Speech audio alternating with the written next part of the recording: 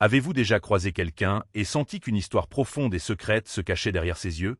Pour une serveuse parisienne, cette histoire était une bombe à retardement. Elle servait des sourires et des cafés à l'élite de la ville, son passé un secret soigneusement gardé. Mais un appel téléphonique frénétique, quelques mots désespérés prononcés en russe, a tout changé. Un milliardaire, assis à quelques mètres de là, a compris ces mots. Il n'a pas seulement entendu une langue étrangère. Il a entendu un nom qui le hantait depuis des années. Ce qui a suivi n'était pas une promotion de conte de fées. C'était une évasion. Le lendemain matin, elle ne pointait pas pour son service. Elle montait à bord d'un Gulfstream G650, laissant sa vieille vie en flammes derrière elle. C'est l'histoire de comment un passé caché et une rencontre fortuite ont déclenché une poursuite transatlantique pour la survie et la justice. Le cliquetis de l'argenterie sur la porcelaine était la bande sonore de la vie d'Ania Petrova. C'était une percussion douce et constante qui soulignait les conversations feutrées et les rires étouffés du gratin parisien. Elle se déplaçait entre les tables drapées de l'Inde-Aurélia, un restaurant si exclusif que son nom se prononçait à voix basse, avec une grâce exercée qui masquait l'épuisement qui s'installait au plus profond de ses os. Pour les clients, elle n'était qu'une partie du décor élégant, une silhouette mince dans un uniforme noir amidonné, ses cheveux blonds tirés en un chignon serré et sévère, son visage un masque d'indifférence polie. Ania était une experte dans l'art d'être invisible. C'était une compétence affinée non pas dans le monde exigeant de la haute gastronomie, mais dans une vie qu'elle avait fui 10 ans plus tôt. Une vie de datcha tentaculaire près de Moscou, de regards froids et calculateurs, et d'un nom qui était à la fois une clé et une malédiction. Ici, au cœur de Paris, elle était juste Ania. Pas de nom de famille nécessaire, pas d'histoire requise. Elle gagnait ses pourboires, payait son loyer pour un appartement minuscule à Saint-Denis, et nourrissait une solitude profonde et rongeante qui était sa seule compagne constante. Ce soir-là, le restaurant bourdonnait de son énergie habituelle. Un magnate de la technologie célébrait une introduction en bourse réussie à la table 7. Une diva de l'opéra disséquait la performance d'une rivale à la table 3. Et à la table 9, dans une cabine d'angle tranquille, était assis Benjamin Cartier. Même dans une pièce pleine de pouvoir, Cartier était différent. Il n'était ni bruyant ni ostentatoire. Il était assis seul, sirotant un verre de Macallan 25, son costume d'un subtil gris anthracite qui coûtait probablement plus que le salaire annuel d'Ania. Il y avait une quiétude en lui, une concentration troublante dans son regard. Il ne se contentait pas de manger, il observait, cataloguait. Ania l'avait servi 2 fois auparavant. Il était poli, laissait des pourboires scandaleux et ne disait jamais plus d'une douzaine de mots. Il était, avait-elle pensé, le client parfait, celui dont la présence discrète facilitait le service et apaisait le rythme effréné des soirées. Elle était en train de débarrasser les assiettes de la table voisine lorsque son téléphone, enfoui au fond de la poche de son tablier, vibra d'un bourdonnement frénétique et insistant. C'était une sensation qu'elle n'avait pas ressentie depuis 3 ans. Une terreur froide, aiguë et immédiate, perça la chaleur banale du restaurant. Elle se figea, une pile de porcelaine entre les mains. Une seule personne avait ce numéro. Une seule personne appellerait avec une telle urgence. Son directeur, un homme perpétuellement stressé nommé Robert, lui lança un regard d'avertissement. « Ania, le service. » Un moment, murmura-t-elle, la voix tendue. Elle ne pouvait pas l'ignorer.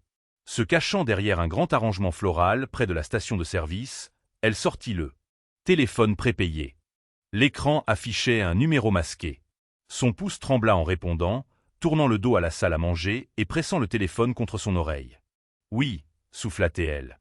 La voix à l'autre bout du fil était un murmure paniqué, les mots russes se bousculant, mêlés de statique et de peur. C'était Mikhaïl, son dernier contact de l'ancien monde. Un ancien chauffeur dont la loyauté avait survécu à son emploi. « Ania, il t'a trouvé. Je ne sais pas comment, mais il sait. Le loup est dans la ville. » Le sol sembla se dérober sous ses pieds. Le loup, le nom qu'ils avaient toujours utilisé pour lui, le nom qui avait un goût de cendre et de peur. Dimitri Volkov, son père. C'est impossible. Comment? Je ne sais pas. Une source a dit qu'il est arrivé hier. J'ai privé. Il te cherche. Il sait que tu as pris quelque chose. Tu dois fuir. Maintenant. Une assiette glissa de la pile dans son autre main, se brisant sur le sol en marbre. Le son fut comme un coup de feu dans la salle feutrée. Toutes les têtes se tournèrent. Le visage de Robert se crispa de fureur, mais Ania ne le vit pas. Ses yeux parcoururent le restaurant, ne voyant plus des clients, mais des menaces. Chaque ombre semblait s'allonger. Chaque visage semblait contenir une lueur de menace. Pars, Ania. Disparaît. Il n'est plus l'homme qu'il était. Il est. La ligne se coupa. Ania resta paralysée, la porcelaine brisée à ses pieds. Une métaphore parfaite de sa vie. Le mur soigneusement construit entre son passé et son présent venait d'être anéanti. Il est ici. Les mots résonnaient dans son esprit, le glas de la paix fragile qu'elle s'était bâtie. Petrova, dans mon bureau, maintenant, siffla Robert, le visage violet. Tremblante, elle mit fin à l'appel et glissa le téléphone dans sa poche. Elle se pencha machinalement pour ramasser les plus gros éclats de l'assiette, ses mains tremblant si fort qu'elle faillit se couper. En se relevant, son regard balaya par inadvertance la pièce et se verrouilla sur celui de Benjamin Cartier. Son expression n'était plus celle d'une observation passive. Ses yeux bleus étaient plissés, fixés sur elle, avec une intensité qui lui coupa le souffle. Il n'y avait ni colère ni agacement sur son visage, aucune de l'irritation légère d'un riche client dont le dîner avait été perturbé. Il y avait autre chose, de la reconnaissance, et quelque chose qui ressemblait terrifiamment à du calcul. Il fit un lent, presque imperceptible signe de tête, non pas à elle, mais comme pour se confirmer quelque chose. Il avait entendu. Il avait été assez proche. Il avait entendu le russe frénétique. Il avait entendu le nom. La panique, froide et absolue, la saisit. Elle s'enfuit vers le bureau de son directeur, mais elle avait l'impression de fuir la pièce entière, la ville entière, et surtout, le regard perçant de l'homme à la table 9. Elle subit la tirade de Robert, l'esprit à des milliers de kilomètres, imaginant des itinéraires de fuite impossibles. Elle fut renvoyée, bien sûr. Une dernière ironie amère. Alors qu'elle récupérait ces quelques affaires de son casier, ses mains tremblaient encore. Elle devait récupérer son passeport, le petit fonds d'urgence caché dans son matelas, et la seule chose que Volkov cherchait vraiment. La petite clé USB cryptée qu'elle avait cousue dans la doublure d'un vieux manteau. En ressortant par le restaurant maintenant presque vide, elle garda la tête baissée. Mais alors qu'elle passait devant la table 9, une voix basse déchira l'air. « Mademoiselle Petrova !» Elle s'arrêta, le cœur battant contre ses côtes. Benjamin Cartier était toujours là. Son verre était vide. Sur la table, à côté d'une carte de crédit noir immaculée, se trouvait une serviette pliée. « Un mot, s'il vous plaît, dit-il, sont en ne laissant aucune place à la discussion. » Elle s'approcha de la table avec prudence, chaque instinct lui hurlant de courir. « Monsieur, je viens d'être renvoyé. Je dois vraiment. » « Je sais, » l'interrompit-il doucement. « Je connais aussi le nom que vous avez entendu au téléphone. Le loup. Dimitri Volkov. » Anya sentit le sang quitter son visage. Ça y est. Il n'était pas juste un millionnaire quelconque. Il était connecté. Un ami de son père, un associé, un piège. « Je ne sais pas de quoi vous parlez, » mentit-elle, sa voix faible et peu convaincante. Il sourit, une expression froide et sans humour. Il poussa la serviette pliée sur la table vers elle. « Je pense que si. Mes affaires avec Volkov se sont très mal terminées. Cela m'a coûté plus que de l'argent. J'ai cherché un moyen de régler ce compte depuis très longtemps. Peut-être pouvons-nous nous entraider. » Ses yeux tombèrent sur la serviette. Écrit en lettres capitales nettes, il y avait une heure et une adresse. Bar Hemingway, Hôtel Ritz. Minuit. Venez seul. En dessous, une seule phrase était griffonnée. Il n'est pas le seul à avoir des jets privés. La marche vers la place Vendôme fut un tourbillon de lumière et de circulation rugissante. Chaque ombre qui passait semblait receler une menace. Chaque visage dans la foule, un observateur potentiel envoyé par Volkov. L'esprit d'Anya s'emballait, rejoignant la scène du restaurant. Le calme olympien dans les yeux de Cartier. L'offre impossible griffonnée sur une serviette.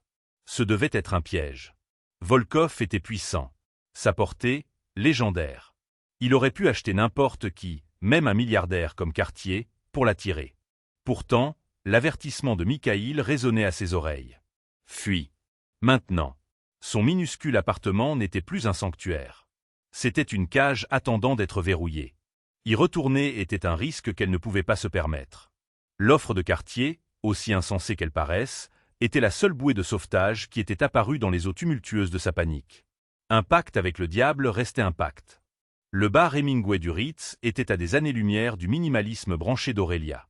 C'était le luxe de l'ancien monde, imprégné d'histoire, avec des boiseries sombres et des photographies emblématiques ornant les murs. Benjamin Cartier était dans un fauteuil en cuir dans un coin isolé, un verre de whisky frais à la main. Il avait l'air d'être le propriétaire des lieux. Alors qu'elle approchait, il se leva, un geste de politesse qui semblait étrangement normal dans une situation qui était tout sauf normale. « Merci d'être venu, » dit-il, sa voix un baryton grave. « Asseyez-vous, je vous en prie. » Anya resta debout, agrippant la sangle de son sac à main usé. Qui êtes-vous? Mon nom est Benjamin Cartier. Je suis le PDG de Cartier Holdings International. Nous sommes spécialisés dans la logistique énergétique mondiale. Il parlait avec l'assurance facile d'un homme habitué à se présenter dans des salles de conseil, pas à des serveuses terrifiées dans des bars feutrés. Et vos affaires avec Dimitri Volkov, insista-t-elle, sa voix tremblant légèrement. L'expression de Cartier se durcit. Le masque de civilité glissa, révélant un aperçu de fureur froide en dessous. Il y a 5 ans, M. Volkov et moi étions partenaires dans une coentreprise pour développer de nouvelles technologies de forage en mer de Baran. C'était un projet de plusieurs milliards d'euros. À la veille de la signature finale, un accident catastrophique s'est produit sur le site de recherche principal. Mon ingénieur en chef et plus proche ami, Robert Dubois, a été tué. L'enquête qui a suivi, fortement influencée par les sbires de Volkov au Kremlin, a conclu à la négligence de mon entreprise. J'ai été évincé. Mes actifs dans la région ont été saisis et ma réputation a été systématiquement détruite. Volkov a pris la technologie que nous avions développée et a absorbé l'ensemble du projet dans son propre conglomérat, Vostok Energy. Il prit une lente gorgée de son whisky. Ce n'était pas un accident, mademoiselle Petrova.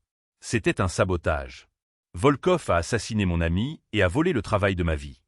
J'ai passé 5 ans et une fortune considérable à essayer de trouver des preuves, quelque chose de concret pour le faire tomber. Mais il est, comme vous le savez, très bien protégé. Un loup entouré de loups. Agnès a fait ça finalement dans le fauteuil d'en face, ses jambes la lâchant. Son histoire était horrifiante, mais elle avait l'incontestable accent de la vérité. Les méthodes de Volkov étaient d'une efficacité brutale. Elle en avait été témoin elle-même. « Pourquoi moi ?» demanda-t-elle, sa voix à peine un murmure. « Que pensez-vous que je puisse faire ?»« Vous êtes sa fille, » affirma Cartier, non pas comme une question, mais comme un fait. « Anastasia Volkova. Vous avez disparu d'une pension suisse il y a 10 ans, présumée morte par certains, une fugitive pour d'autres. Mais votre père n'a jamais cessé de chercher. Pas pour des retrouvailles sentimentales. Je soupçonne que vous avez dû prendre quelque chose. Quelque chose qu'il veut récupérer. Quelque chose qui pourrait peut-être m'être très utile. » La franchise de ses paroles la stupéfia. Il connaissait son vrai nom.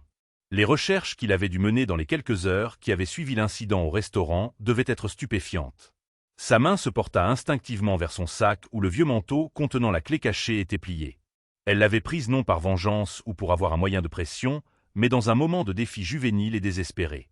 C'était un petit acte de rébellion contre l'homme qui contrôlait chaque aspect de sa vie. La clé contenait des copies cryptées de ses registres occultes, des archives de pots de vin, de vente d'armes illégales et d'assassinats politiques. Elle n'avait jamais pu la décrypter, mais elle savait que c'était sa seule police d'assurance vie. Une police qui venait d'expirer. Il me tuera pour la récupérer, dit-elle, l'aveu ayant un goût de défaite. Il vous tuera ne serait-ce que pour m'avoir parlé. Il essaiera certainement, convint calmement Cartier. C'est pourquoi vous ne pouvez pas rester à Paris. Ces hommes sont déjà là. L'appel que vous avez reçu était probablement le dernier de votre ami. Volkov ne laisse pas de témoin. La pensée du gentil et loyal Mikhaïl fit taire ses protestations. Le danger n'était plus abstrait. Il était réel et il se rapprochait. Le jet sur la serviette, dit-elle. Où irions-nous? D'abord, nous vous faisons sortir du pays. Nous nous envolons pour un lieu sécurisé que je possède en Suisse. De là, nous évaluerons ce que vous avez, et nous formulerons un plan. J'ai des ressources que votre père ne peut imaginer. Pas seulement de l'argent, mais des relations au sein d'agences qui sont très intéressées à freiner l'influence de M. Volkov. Il se pencha en avant, ses yeux se fixant sur les siens. Écoutez-moi, Anastasia. Je sais que je suis un étranger et je sais que ce que je propose semble insensé, mais regardez vos options. Restez ici et ces hommes vous trouveront en quelques jours, peut-être quelques heures. Ils prendront ce que vous avez et ensuite vous disparaîtrez définitivement. Ou vous pouvez faire un saut dans l'inconnu. Vous pouvez me faire confiance. Je vous offre une chance non seulement de survivre, mais de vous battre, de reprendre votre vie à l'homme qui vous l'a volée. Son esprit était un tourbillon de peur et de doute. Cet homme était un milliardaire impitoyable à part entière. Était-elle juste en train de troquer un prédateur contre un autre? Mais en le regardant, elle vit plus que du pouvoir. Elle vit un grief partagé, une blessure personnelle profonde qui reflétait la sienne. Son ennemi était son ennemi. Dans le calcul brutal de la survie, c'était la seule alliance qui comptait. « De quoi avez-vous besoin de ma part ?» demanda-t-elle, sa voix gagnant une once de force. « La vérité, dit-il simplement. Tout ce que vous savez, et ce que vous lui avez pris. » Anya prit une profonde inspiration. l'odeur de whisky cher et de vieux cuir remplissant ses poumons. La vie d'Anya la serveuse était terminée. Elle était morte sur le sol d'Aurélia, à côté d'une assiette brisée. Un nouveau chapitre terrifiant commençait. L'avion, dit-elle. Quand?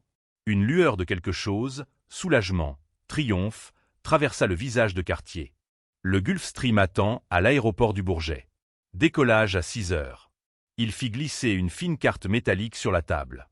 Ce n'était pas une carte de crédit. C'était une carte d'accès. Il y a une suite enregistrée à mon nom dans cet hôtel, chambre 1104. Allez-y maintenant. Ne quittez la chambre sous aucun prétexte. Mon chef de la sécurité sera devant la porte. Il s'appelle Milo. Il vous escortera à l'aéroport le matin. Elle prit la carte. Elle semblait lourde dans sa main, comme la clé d'une cage dorée. Une dernière chose, ajouta Cartier alors qu'elle se levait pour partir. Bienvenue de retour dans le monde, Anastasia. La suite du 11e étage était une prison opulente. Des pièces immenses avec des vues panoramiques sur la Tour Eiffel et le Louvre, une salle de bain en marbre plus grande que tout son appartement, et un lit avec des draps si fins qu'il semblait être de l'eau fraîche contre sa peau. Anya ne vit rien de tout cela. Elle se tenait près de la fenêtre, scrutant la rivière de phare sur les Champs-Élysées, se sentant plus piégée que jamais. Elle sortit le vieux manteau usé de son sac, et avec des doigts tremblants, utilisa une petite lime à ongles de la trousse de toilette de l'hôtel pour découdre les points de la doublure. La clé USB n'était pas plus grande que l'ongle de son pouce. Elle la tint dans sa paume. Ce minuscule morceau de plastique et de métal qui détenait le pouvoir de détruire un titan et qui, en retour, avait détruit sa vie. Le sommeil était impossible. Son esprit était un diaporama d'horreur, le sourire froid de son père, la chaleur fabriquée de sa persona publique, le vide glacial dans ses yeux quand il pensait que personne ne regardait. Elle se souvint du jour où elle avait pris la clé. Elle avait 17 ans, rentrée de l'école pour les vacances, et était tombée sur lui dans son bureau avec 2 hommes au visage sinistre. Ils ne parlaient pas d'affaires. Ils finalisaient les détails d'une « solution » à un politicien gênant à Kiev. La cruauté désinvolte de la scène avait brisé les dernières de ses illusions d'enfant. Plus tard cette nuit-là, poussée par une rage qu'elle ne se connaissait pas, elle avait forcé son coffre-fort et copié la seule chose qu'elle pouvait trouver, ses registres cryptés. Une semaine plus tard, elle était partie. À 5 heures du matin, on frappa doucement à la porte. Mademoiselle Petrova, c'est Milo. L'homme qui se tenait dans le couloir était l'opposé physique de Benjamin Cartier. Là où Cartier était élégant et urbain, Milo était bâti comme un mur renforcé. Il avait le crâne rasé, un comportement calme et vigilant, et des yeux qui ne manquaient rien. Il ne sourit pas. « Il est temps de partir », dit-il, sa voix un grondement sourd. Le trajet jusqu'à l'aéroport du Bourget fut silencieux et tendu. Ils voyagèrent à l'arrière d'un escalade noir blindé qui glissait dans les rues avant l'aube avec une vitesse déconcertante. Anya ne cessait de regarder par-dessus son épaule, s'attendant à chaque instant à voir les berlines noires révélatrices du service de sécurité de son père. Ils ne se rendirent pas au terminal principal. L'escalade s'arrêta devant une aérogare privée, un bâtiment élégant et moderne avec des baies vitrées. À l'intérieur, Benjamin Cartier attendait, parlant à voix basse avec 2 pilotes.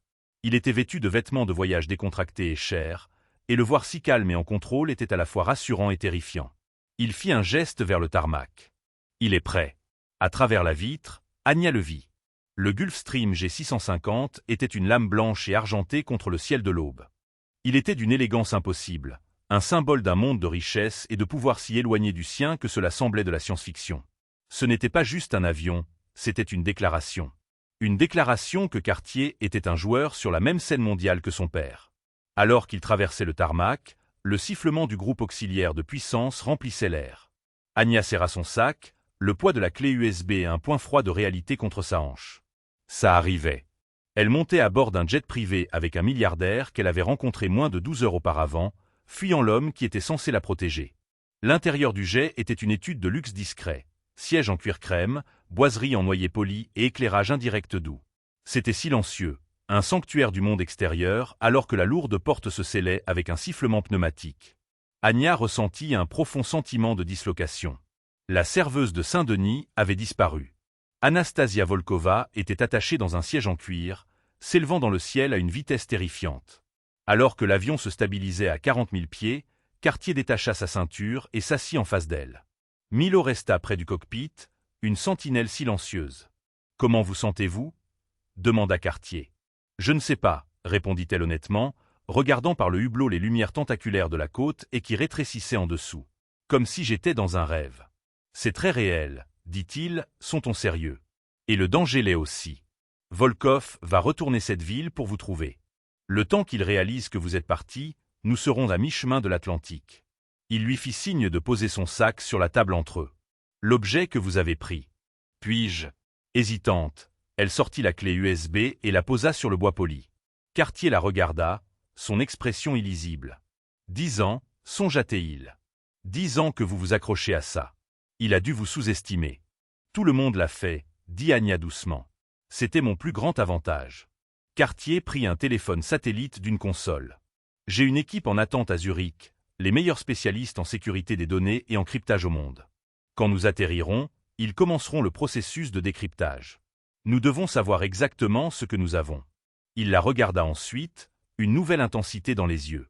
Mais les données ne sont qu'une partie de l'équation. J'ai besoin de connaître l'homme, ses habitudes, ses faiblesses, ses points de pression. Vous le connaissez mieux que quiconque.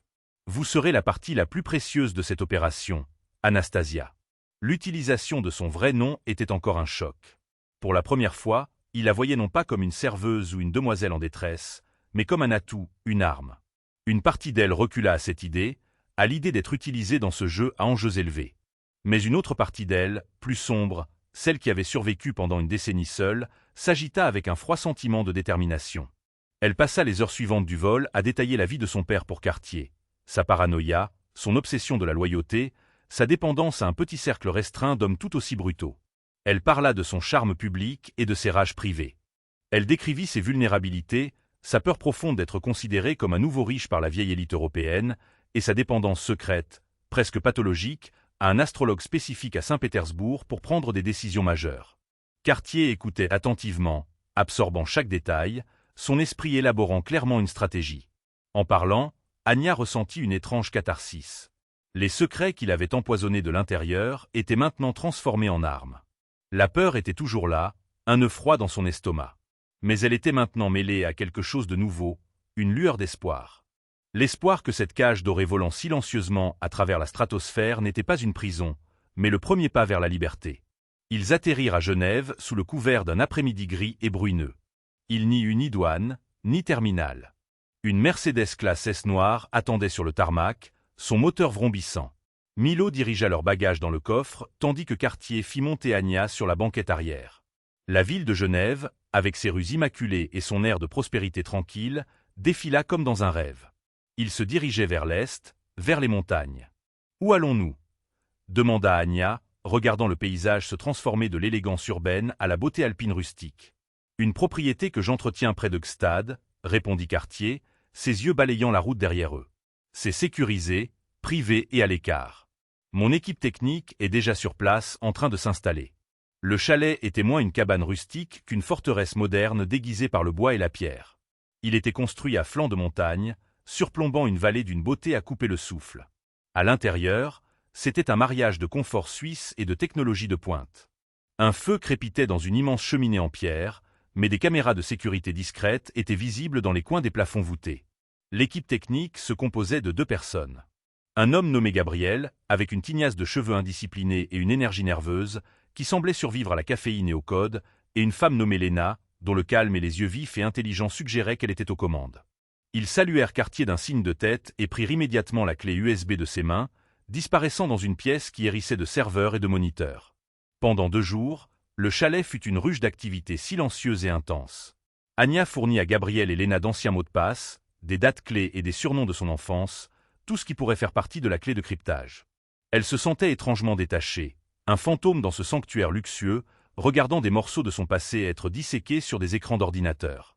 Cartier était une présence constante, soit au téléphone avec des contacts invisibles, soit dans la salle technique à observer les progrès. Le 3e matin, Lena sortit de la salle des serveurs, le visage grave mais triomphant. « Nous y sommes », annonça-t-elle. Ils se rassemblèrent autour d'un immense écran dans le salon. Ce que Lena afficha n'était pas seulement un registre. C'était une carte de l'empire criminel de Dimitri Volkov. Tout y était, méticuleusement documenté et recoupé. Des pots de vin à des fonctionnaires de l'UE pour approuver des contrats de pipeline. Des paiements intraçables à des sociétés écrans aux îles Caïmans. Des manifestes de livraison codés pour des cargaisons d'armes vers des zones de conflit en Afrique et au Moyen-Orient. Et un dossier séparé, fortement protégé, simplement intitulé « Dubois ». Le souffle de Cartier se coupa. « Ouvre-le ». Le dossier contenait un seul enregistrement audio. Léna le lança. La voix était celle de Volkov, froide et claire, parlant en russe à un subordonné non nommé. L'ingénieur français, Dubois. Il est trop malin. Il a trouvé la faille dans les conceptions du régulateur de pression. Il pense que c'est une erreur. Il ne réalise pas que c'est une fonctionnalité. Organisez un test des systèmes pour demain soir.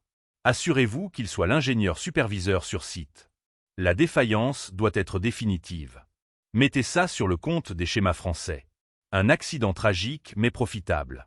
Le silence s'abattit sur la pièce, épais et lourd. Cartier se tenait immobile, le visage pâle, la mâchoire si serrée qu'un muscle pulsait sur sa joue.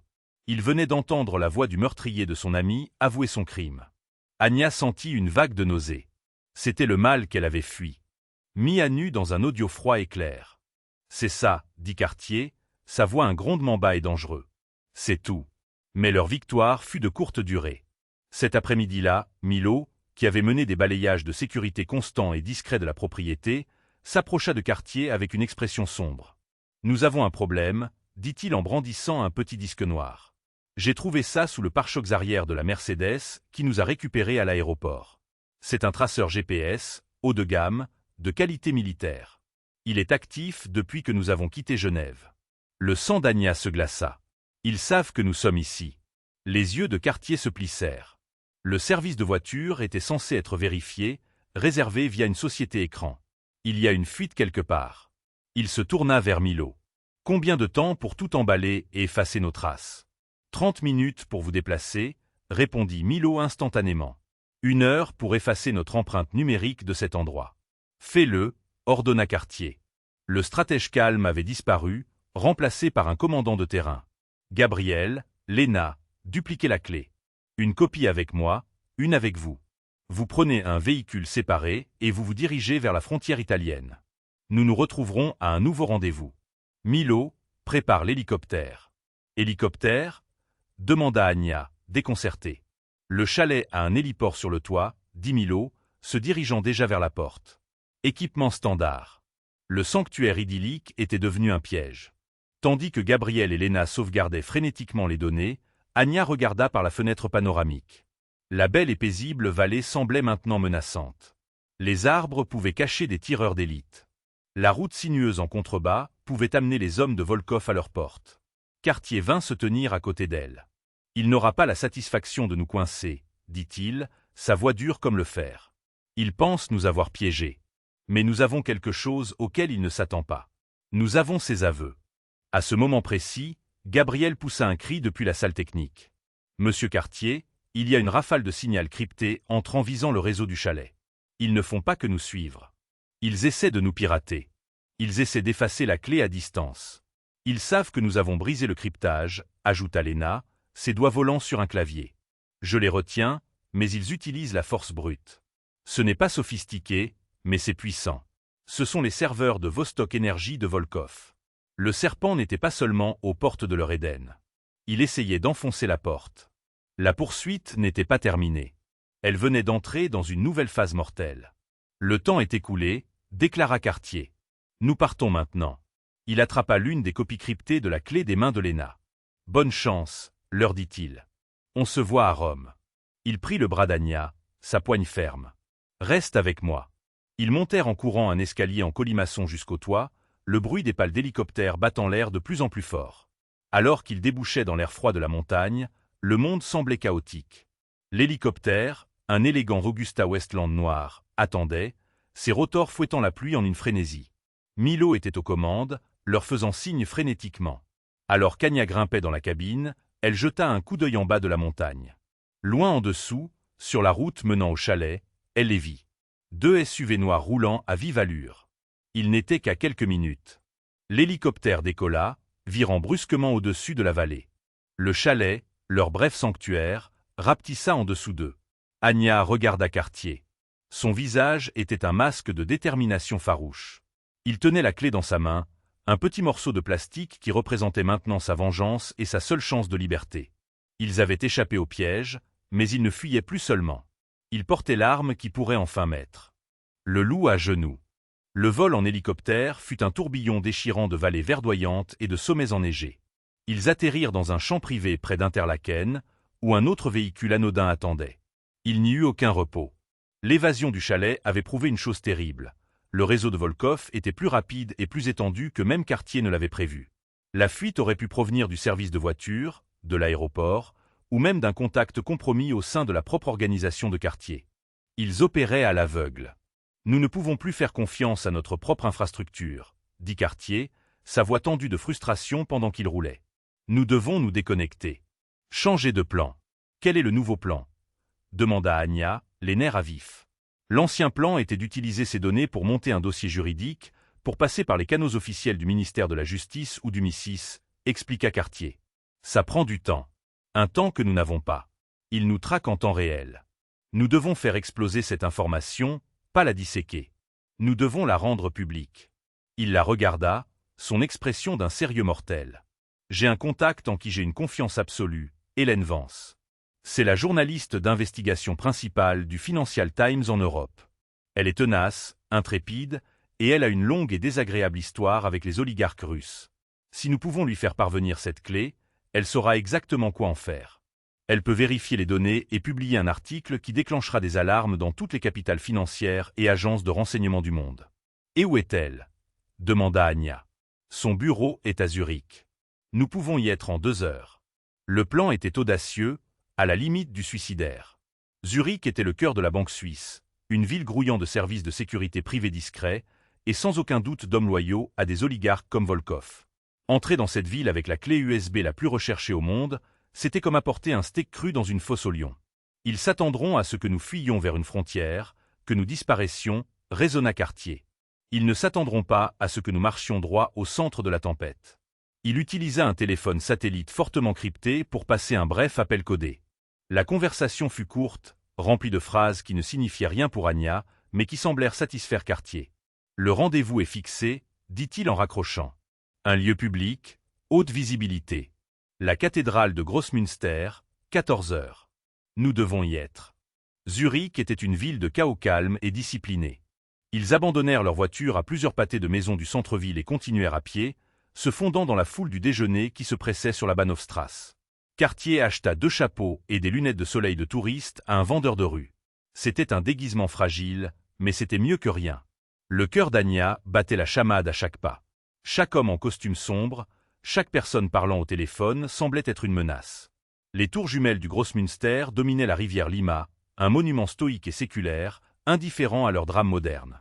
Ils entrèrent dans la cathédrale, l'intérieur frais et caverneux un choc soudain après l'agitation de la ville.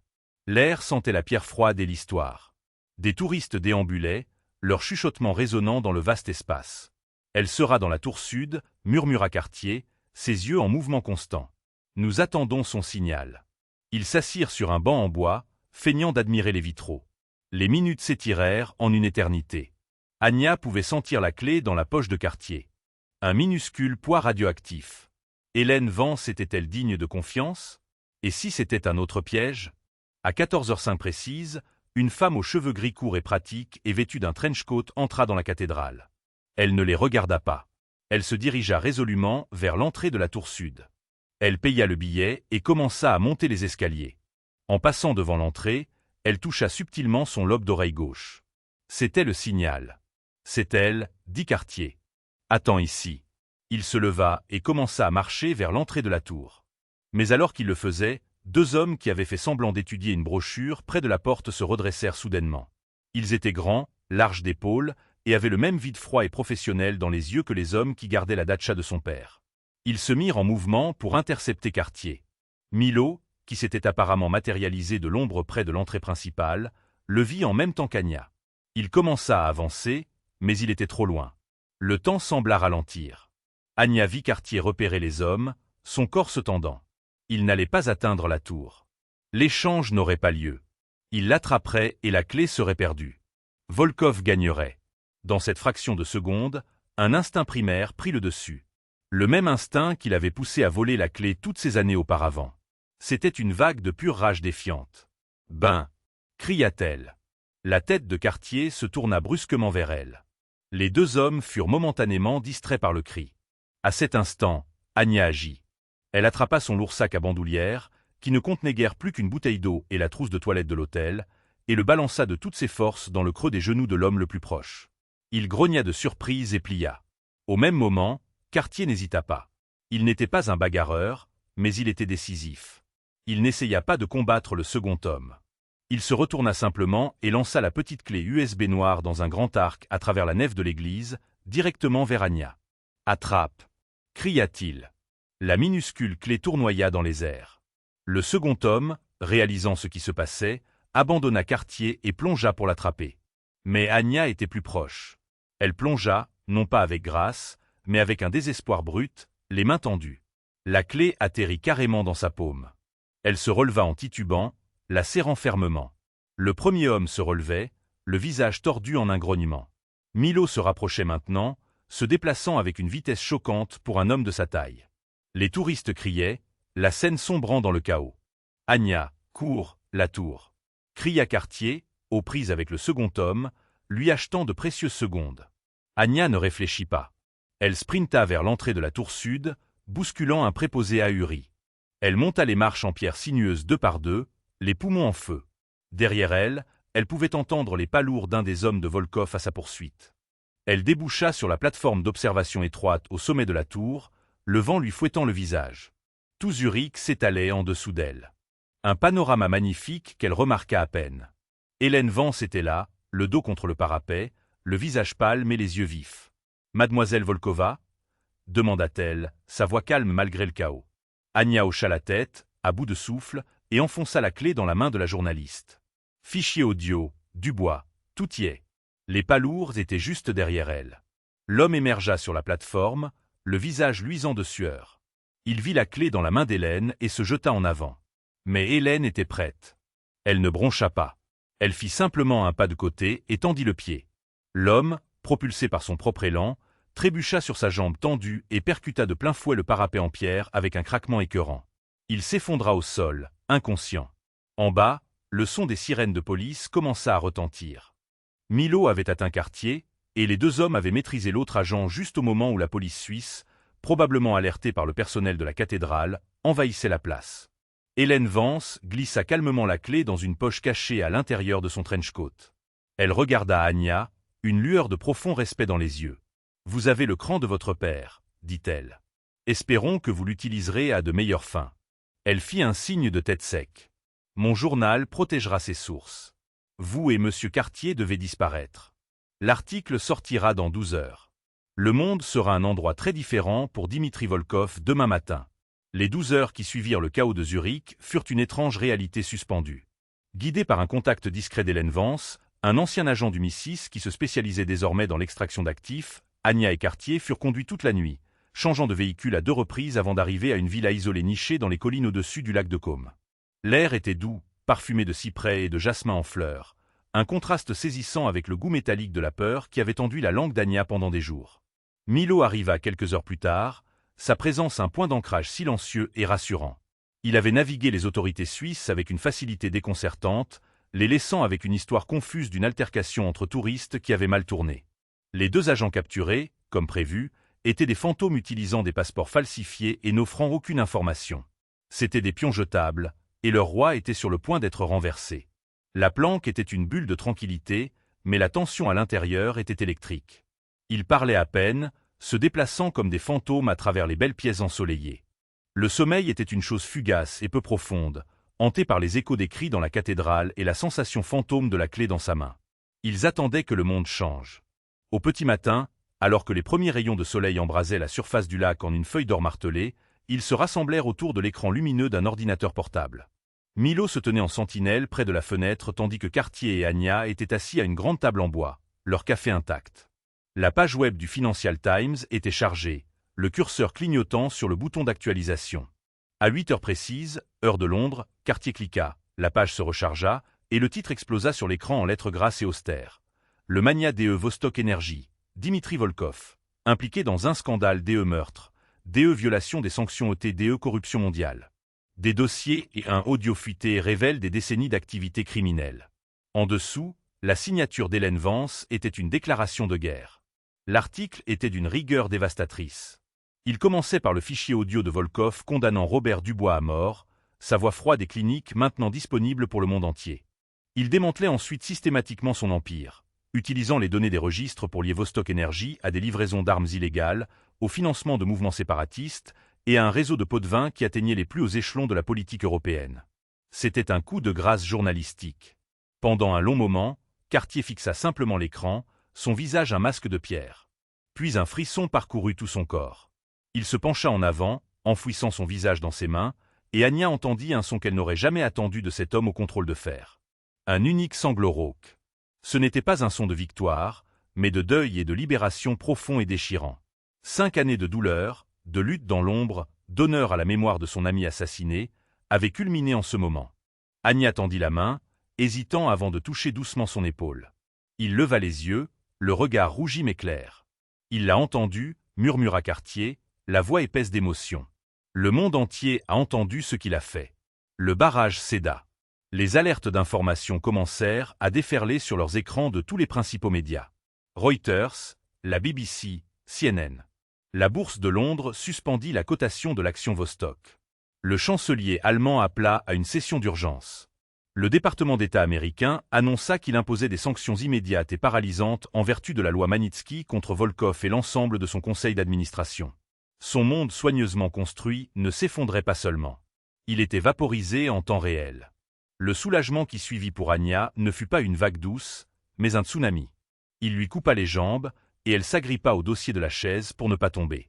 Pendant 10 ans, chaque décision, quoi manger, où travailler, à qui parler, avait été filtrée à travers un prisme de peur. Sa vie avait été une série de manœuvres défensives. Maintenant, la menace avait disparu. L'absence soudaine de ce poids écrasant était si désorientante qu'elle en eut le vertige. Plus tard dans la journée, elle se tint devant un miroir dans sa chambre et se regarda vraiment. La serveuse fatiguée avait disparu. La fugitive terrifiée avait disparu. Le fantôme d'Anastasia Volkova avait disparu. La femme qui la regardait était une étrangère aux yeux hantés et à l'histoire qu'elle commençait à peine à comprendre. Le silence était la partie la plus déconcertante. Il n'y avait pas de bruit de pas à guetter, pas d'ombre à surveiller. Le silence, c'était la liberté. Et il était terrifiamment vaste. Ils restèrent au lac de Caume pendant une semaine, une période de décompression et d'observation. La villa, autrefois une planque, devint un sanctuaire. La dynamique professionnelle rigide entre les trois commença à s'adoucir. Ils partageaient leur repas sur la terrasse, le silence initial laissant progressivement place à la conversation. Cartier parla longuement de Robert Dubois, non pas comme une victime, mais comme un ami brillant, drôle et farouchement loyal. Il brossa un portrait de l'homme que Volkov avait assassiné, donnant du poids et de l'humanité au nom dans les gros titres. Milo, dans un rare moment de franchise, partagea l'histoire d'une opération ratée à ses débuts, une anecdote humoristique qui révéla une fissure dans sa façade stoïque. Le 5e jour, un nouveau titre fit la une. Dimitri Volkov avait été arrêté par les autorités à Dubaï. Il avait tenté de fuir sur un vol sans extradition vers la Malaisie, mais son nom sur une liste de surveillance internationale avait déclenché une alerte. Son visage, capturé par le téléobjectif d'un photographe alors qu'il était emmené menotté, était dépouillé de son pouvoir. Il avait l'air petit, pathétique et vaincu. Le loup avait été mis en cage. En regardant le reportage, Anya ne ressentit aucun triomphe, aucune joie vengeresse. Elle ne ressentit qu'une profonde et tranquille finalité. La dernière page d'un sombre chapitre de sa vie avait été tournée. Lors de leur dernier matin, Cartier la trouva au bord de l'eau. L'air était vif, et le lac était un miroir parfait du ciel. Elle faisait des ricochets, un simple acte enfantin qui semblait être un luxe. « J'ai parlé à mon équipe juridique, dit Cartier, sont on doux. Ils peuvent préparer un nouveau dossier d'identité pour vous en une semaine. Passeport, permis de conduire, acte de naissance. Anya Petrova peut être une personne réelle sans lien avec le passé. Vous pourriez aller n'importe où, faire n'importe quoi. » Anya regarda une pierre qu'elle lança danser sur l'eau. Chaque ricochet un battement dans le rythme de sa nouvelle vie. C'est étrange, songea-t-elle. Pendant si longtemps, Anya Petrova était un bouclier, un nom derrière lequel se cacher, et Anastasia Volkova était une malédiction. Je ne pense plus être ni l'une ni l'autre. Je sais ce que tu veux dire, dit Cartier. Pendant 5 ans, j'ai été mu par la vengeance. Maintenant que c'est fait, je dois décider qui Benjamin Cartier va être maintenant. Il marqua une pause, se tournant pour lui faire face pleinement. C'est pourquoi je lance la Fondation Dubois. Pour construire quelque chose, pas seulement détruire quelque chose. Elle fournira une aide juridique et une sécurité aux lanceurs d'alerte et financera le type de journalisme d'investigation que fait Hélène. Elle combattra des hommes comme Volkov, mais à la lumière, pas dans l'ombre. Il la regarda droit dans les yeux. « J'ai besoin de quelqu'un pour m'aider à la diriger, pas une assistante, une partenaire. Quelqu'un qui comprend les enjeux parce qu'il les a vécus. Quelqu'un qui sait être invisible quand c'est nécessaire, et comment donner un coup de poing, métaphorique ou autre, quand le moment l'exige. Quelqu'un qui a vu un piège se refermer dans une cathédrale, et au lieu de fuir, a couru vers lui. C'était plus qu'une offre d'emploi. C'était une reconnaissance de tout ce qu'elle était, de tout ce à quoi elle avait survécu. Il ne lui offrait pas un port sûr. Il lui offrait un navire de guerre et une place sur la passerelle. Anya se détourna du lac, un sourire lent et sincère se dessinant sur son visage. C'était le premier sourire qui atteignit vraiment ses yeux, chassant les dernières ombres. « Je ne suis plus une serveuse. Et je ne suis certainement pas Anastasia Volkova. Ce nom est enterré avec l'empire de mon père. » Elle croisa son regard, le sien clair et stable. « Je pense que je suis juste Anya, et je pense qu'Anya serait honorée de vous aider à construire quelque chose qui compte. » Elle était montée à bord d'un jet privé en tant que fugitive, un pion dans la quête de vengeance d'un milliardaire. Mais elle débarquait maintenant, sur les rives de ce lac paisible, en tant que survivante, collaboratrice et femme libre, entrant non pas dans une autre cage dorée, mais dans le territoire vaste, brillant et inexploré d'un avenir qu'elle écrirait enfin pour elle-même. Du vacarme d'un restaurant parisien à l'opulence silencieuse d'un chalet suisse, le voyage d'Anya était plus qu'un simple vol à travers l'océan. C'était un témoignage de l'incroyable force cachée chez les gens ordinaires. Elle a prouvé qu'il n'est pas nécessaire d'avoir une fortune d'1 milliard de dollars ou une armée privée pour combattre les monstres. Parfois, tout ce dont on a besoin, c'est du courage de dire « ça suffit ». L'audace de prendre position et la résilience de tenir jusqu'au bout. Son histoire nous rappelle que le passé n'est pas obligé d'être une prison et que même après la nuit la plus longue et la plus sombre, une nouvelle aube est toujours possible. Qu'avez-vous pensé de l'incroyable transformation d'Anya? Avez-vous déjà été témoin d'un moment qui a complètement changé la vie de quelqu'un? Partagez vos réflexions dans les commentaires ci-dessous. Et si cette histoire vous a ému, n'hésitez pas à aimer cette vidéo, à la partager avec vos amis, et n'oubliez pas de vous abonner pour plus de drames réels incroyables.